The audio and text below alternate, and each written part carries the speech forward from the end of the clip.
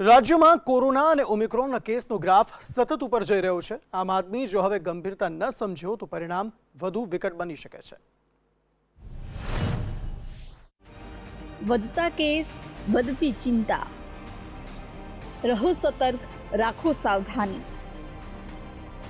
ગુજરાતમાં કોરોના અને ઓમિક્રોનના કેસ સતત વધી રહ્યા છે। રાજ્યમાં ઓમિક્રોનના અત્યાર સુધીમાં 50 કેસ નોંધાઈ ચૂક્યા છે, જેમાં 10 લોકોને સારવાર બાદ ડિસ્ચાર્જ કરી દેવામાં આવ્યા છે। આ 50 કેસ કયા જિલ્લામાં નોંધાયા છે તેના ચાર્ટ પર એક નજર કરીએ તો વડોદરામાં ઓમિક્રોનના 17 કેસ નોંધાયા છે, જે પૈકી એક દર્દીને ડિસ્ચાર્જ કરાયો છે। તો અમદાવાદમાં ઓમિક્રોનના 11 કેસ, ખેડામાં 6 કેસ, આણંદમાં 4 કેસ, જ્યારે મહેસાણા અને જામનગરમાં 3 કેસ ઓમિક્રોનના નોંધાયા હતા। જો કે બંને જિલ્લામાં તમામ દર્દીઓને હાલ ડિસ્ચાર્જ કરી દેવામાં આવ્યા છે। તો સુરતમાં 2 અને ગાંધીનગરમાં પણ ઓમિક્રોનનો 1 કેસ નોંધાયો હતો। જો કે આ બંને જિલ્લામાં પણ તમામ 3 દર્દીને ડિસ્ચાર્જ કરી દેવામાં આવ્યા છે। તો રાજકોટ ગ્રામ્ય અને કોર્પોરેશનની હદ વિસ્તારમાં ઓમિક્રોનનો એક કેસ પોઝિટિવ નોંધાયો છે।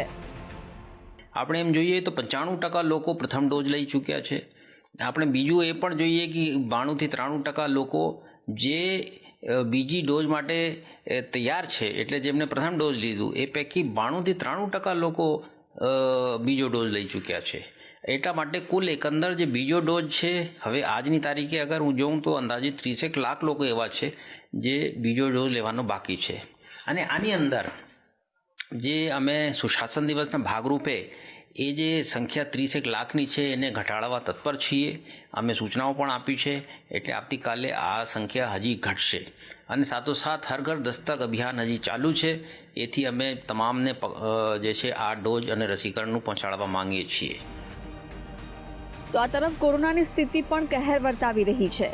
રાજ્યમાં કોરોનાની સ્થિતિ પર નજર કરીએ તો 25 ડિસેમ્બરે રાજ્યમાં લાંબા સમય બાદ સીધા 189 કેસ કોરોનાના નોંધાયા હતા, જેમાં 2 દર્દીઓના મોત પણ નીપજ્યા હતા। તો 24મી ડિસેમ્બરે 98 કેસ, 23મી ડિસેમ્બરે 111 કેસ, 22મી ડિસેમ્બરે 89 કેસ, 21મી ડિસેમ્બરે 70 કેસ, જ્યારે 20મી ડિસેમ્બરના રોજ 70 કેસ કોરોનાના નોંધાયા હતા। આમ ઓમિક્રોન અને કોરોનાના કેસ વધતા આરોગ્ય વિભાગ હવે એક્શનમાં આવ્યું છે। અમદાવાદના ગ્રામ્ય વિસ્તારોમાં આરોગ્ય વિભાગના આસિસ્ટન્ટ ડિરેક્ટરની આગેવાનીમાં આકસ્મિક સર્વેલન્સ હાથ ધરવામાં આવ્યું હતું અને વિદેશથી આવેલા લોકો ગાઈડલાઈનનું પાલન કરે છે કે કેમ, પછી તેનું ચેકિંગ પણ કરવામાં આવ્યું હતું। હેલ્થની ટીમ ઘરે જઈને એમને મોનિટરિંગ કરતું હોય છે, એમનું ટેમ્પરેચરને રેકોર્ડિંગ કરતું હોય છે, એમને કોઈ મુશ્કેલી નથી એની પૂછપરછ કરે છે। વધુમાં એમને કાળજી રાખવાની છે અને 7 દિવસ ઘરની બહાર નથી જવાનું એનાથી વાકેફ કરતા હોય છે। સાથે સાથે સરકારની જે ગુજરાત સરકારમાં નક્કી કરવામાં આવ્યું છે તે મુજબ એમનું ફોલોઅપ પણ કરવાનું હોય છે, કારણ કે ઇન્ક્યુબેશન પીરિયડની રીતે એરપોર્ટ ઉપર કદાચ નેગેટિવ આવ્યું હોય પણ પાછળથી પણ વ્યક્તિ પોઝિટિવ થઈ શકે છે। એટલે અમારી ટીમ દ્વારા દર 3જા, 5મા અને 8મા દિવસે, શરૂઆતમાં 4થા અને 8મા હતા પણ કેસીસનું જોતા એવું લાગ્યું કે 3જાએ પણ કરવાની જરૂર છે, તો 3જા, 5મા અને 8મા દિવસે અમારી ટીમ દ્વારા એમનું RT-PCRનો ટેસ્ટ કરવામાં આવે છે અને અનુભવ કોરોના અને ઓમિક્રોનના કેસ જાણે ભાગીદારી કરી પોતાના જ ગ્રાફનો નવો રેકોર્ડ બનાવી રહ્યા હોય તે દિશામાં આગળ વધી રહ્યા છે।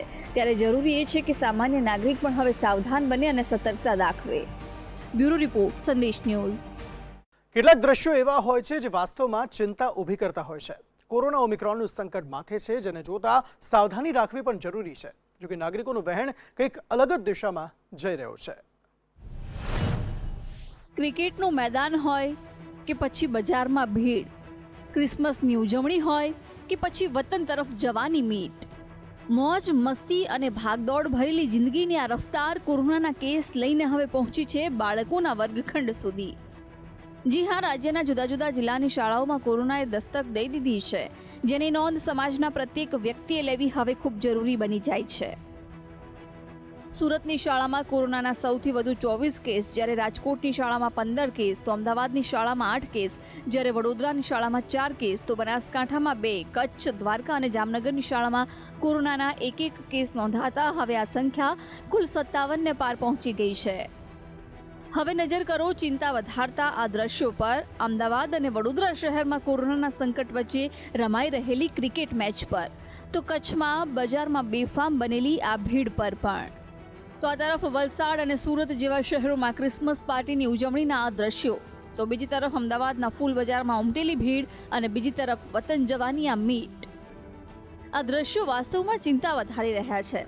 મહત્વનું છે કે સરકાર અને આરોગ્ય વિભાગ કોરોના અને ઓમિક્રોનની આફતને લઈને એલર્ટ મોડ પર છે, ત્યારે નાગરિકો પોતાની જવાબદારી સંકટના સમયમાં નિભાવવાને બદલે બેફામ બની રહ્યા છે, જેની અસર શાળામાં ભણતા માસૂમ બાળકોથી લઈને હોસ્પિટલમાં સારવાર લઈ રહેલા દર્દીઓ સુધી ધીમે ધીમે પહોંચી છે. બ્યુરો રિપોર્ટ, સંદેશ ન્યૂઝ.